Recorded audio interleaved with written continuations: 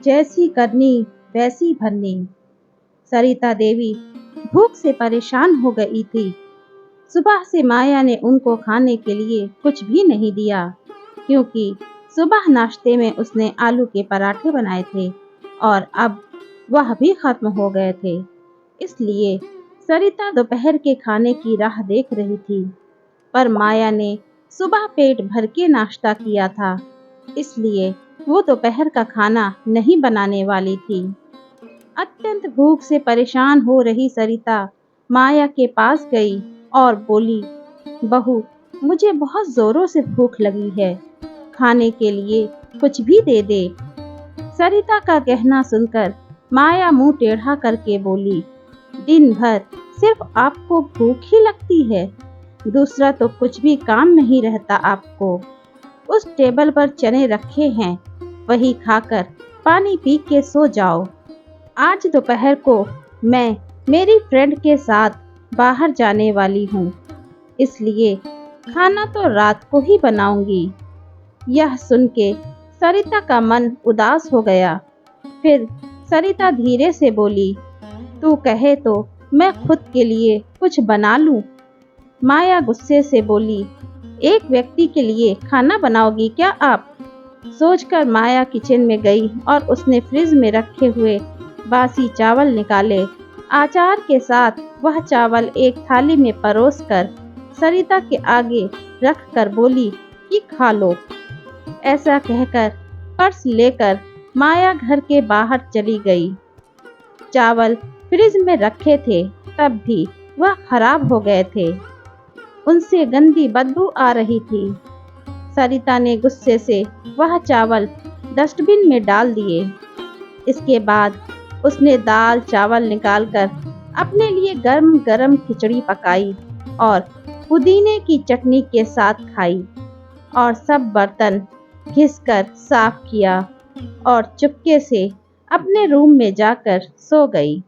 माया ने भले ही खाना पकाने से मना किया था, पर यह घर उसका भी था और वह खुद का खाना खुद बना सकती थी।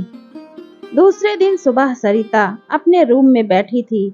उतने में उसका बेटा राजेश उधर आया और बोला, माँ, आजकल महंगाई बहुत बढ़ गई है, मुझे घर खर्च चलाना भी बहुत कठिन हो रहा है। ऊपर से पापा की 13वीं पर भी बहुत खर्चा हुआ। माँ, मैं सोच रहा था कि एक रूम किराए पर दिया जाए। घर का किराया आने पर घर खर्च में भी थोड़ी मदद होगी। सरिता बोली, बेटा, तुझे जो ठीक लगे तू वही कर। उसके साथ राजेश गला साफ करते हुए बोला, माँ, तेरा रूम खाली कर दे और नीचे के छोटे रूम में शिफ्ट हो जा। उस छोटे रूम में टॉयलेट और बाथरूम नहीं है तो उसे कोई किराए पर नहीं लेगा। सरिता चौंक गई और बोली, वह रूम छोटा है और वो तो स्टोर रूम है, मैं उधर रहूंगी तो टॉयलेट बाथरूम कैसे जाऊंगी? राजेश बोला, माँ, तू आंगन के टॉयलेट में जाया कर, तू तो घर में ही रहती है ना। जिसको हम रूम किराए पर देने वाले हैं उसको तो सारी सुख सुविधा तो चाहिए ना। वैसे भी यह रूम भी बहुत बड़ा है, पापा के जाने के बाद तुझे इतने बड़े रूम की क्या जरूरत है? सरिता कुछ क्षण शांत रही और कुछ सोचने के बाद बोली, टेरेस पर जो रूम है वह भी हम किराए पर दे सकते हैं, उस रूम में सब सुख सुविधा है। उस पर राजेश बोला, नहीं माँ, वह रूम हम किराए पर नहीं दे सकते, वह अपने मेहमानों के लिए रखा है। तुझे तो अच्छे से पता है कि माया के मायके वालों का आना जाना चालू रहता है, इसलिए एक्स्ट्रा रूम मेहमानों के लिए रखना पड़ेगा। सरिता सब समझ गई थी कि बेटे ने तो उसका ही रूम किराए पर देने का निर्णय लिया है, क्योंकि वह बुढ़ापे में बेटे और बहू पर आश्रित थी। इसलिए राजेश ने जो कहा उस पर सरिता ने ज्यादा विरोध नहीं किया।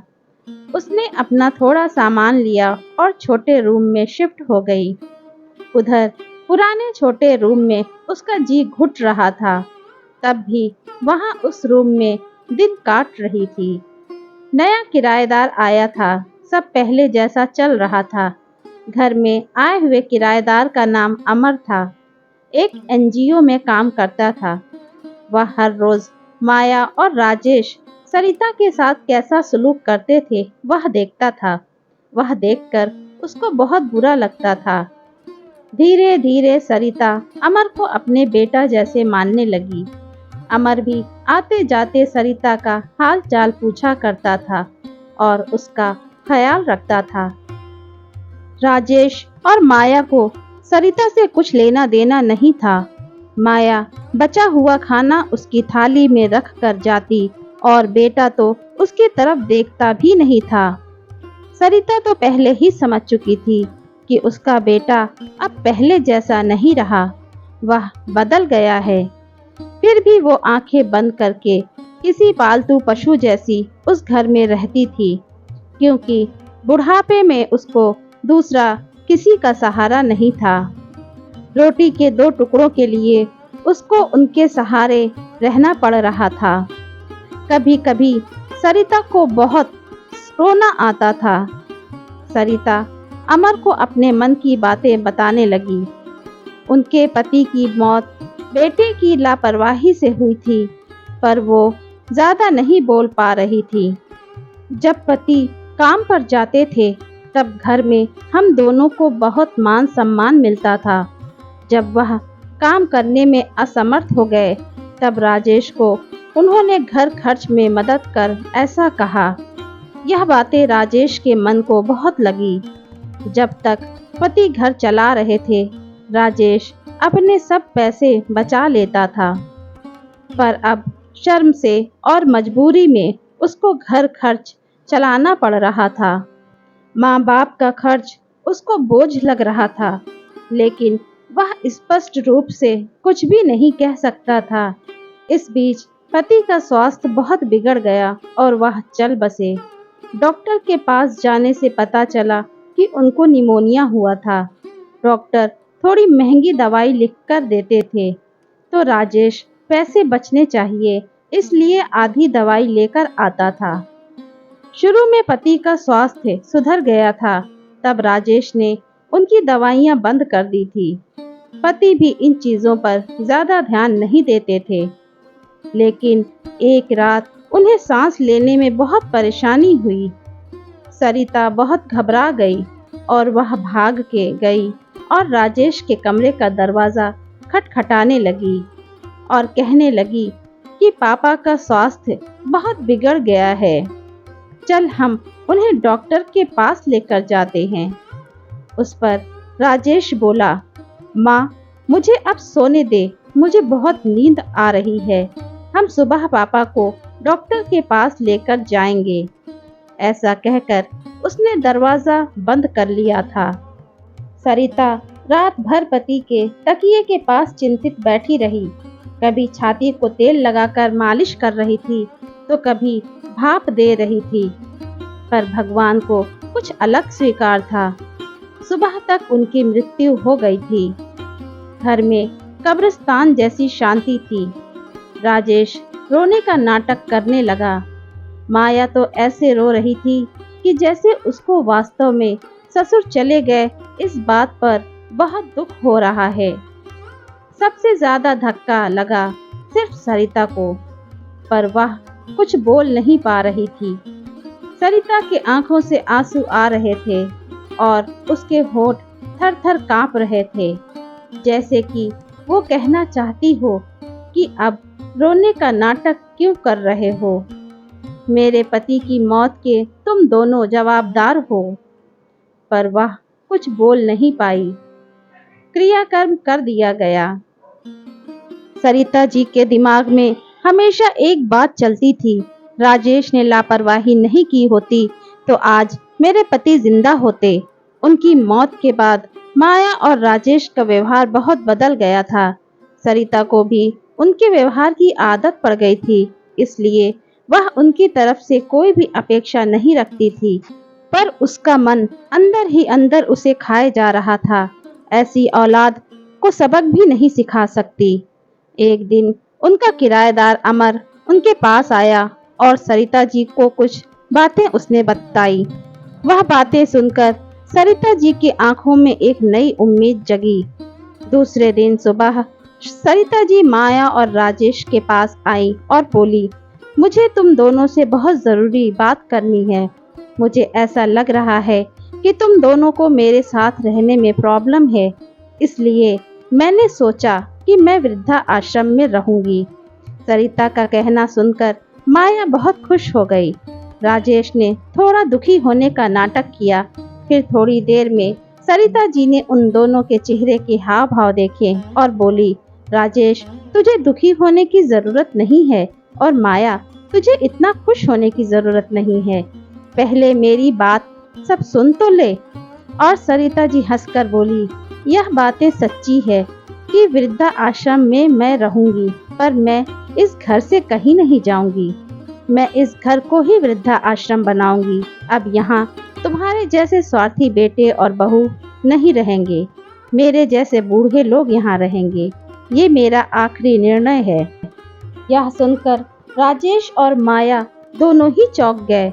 राजेश और माया एक दूसरे की तरफ देखने लगे। उन दोनों ने सोचा था कि सरिता जी घर छोड़कर चली जाएंगी तो वह दोनों खुशी से रहेंगे। उनको लगा था कि अब उनको सरिता जी की जवाबदारी लेनी नहीं पड़ेगी, उसका ख्याल नहीं रखना पड़ेगा। पर इधर तो सब उल्टा हो गया था। सरिता का कहना सुनकर राजेश गुस्से से बोला, माँ, तेरा दिमाग तो ठीक है ना? इस घर पर मेरा अधिकार है, फिर तू इस घर को कैसे वृद्धाश्रम बना सकती है? तू भूल रहा है बेटा, अभी तक ये घर मेरे ही नाम पर है। सरिता गुस्से से बोली, तुम दोनों ने मुझे बहुत परेशान किया है। छोटी छोटी बातों पर मेरा अपमान किया है। बीमारी के वक्त भी मुझ पर ध्यान नहीं दिया। खाने पीने के लिए भी मुझे बहुत तरसाया। तेरे पिताजी भी मुझे छोड़कर चले गए। अगर मैंने कठोर निर्णय नहीं लिया तो मेरा भी वही हाल होगा जो तुम्हारे पापा का हुआ था। इसलिए मैंने सोचा कि बेटे के झूठे प्यार के जाल में फंसने से अच्छा मैं अपने बारे में सोचूं। राजेश घुटनों पर आकर बोलने लगा, माँ, मुझे माफ कर दे। हम दोनों तेरा अच्छे से ख्याल रखेंगे, तेरा कभी भी अपमान नहीं करेंगे, पर तू इस घर को वृद्धा आश्रम मत बना। माँ, थोड़ा सोच कर तो देख हमारा क्या होगा। सरिता जी ऊंची आवाज में, मैंने और तेरे पापा ने तुझे अच्छे संस्कार दिए थे, फिर भी तूने सिर्फ तेरे परिवार के बारे में ही सोचा, हमारा नहीं। फिर मैं तेरा कैसे सोचूं? तू तेरे परिवार का सोच, मेरी चिंता मत कर और जल्द से जल्द ये घर छोड़कर चला जा, क्योंकि इस घर में अब अच्छे लोग रहने आ रहे हैं। इतना कहकर सरिता जी अपने रूम में चली गई। राजेश और माया शांत सरिता को जाते हुए देखते ही रह गए। सरिता जी ने अपने जैसे बूढ़े लोगों को उसके घर में आश्रय दिया। अमर की मदद से वृद्धा आश्रम अच्छे से चलने लगा। दोस्तों, आजकल के लड़कों ने बूढ़े लोगों के साथ गैर व्यवहार किया तो बूढ़े लोग भी कठोर निर्णय तो ले सकते हैं। दोस्तों, कहानी कैसी लगी हमें कमेंट करके ज़रूर बताइए और मेरे चैनल पर अगर नए हो तो सब्सक्राइब करना मत भूलिए। धन्यवाद।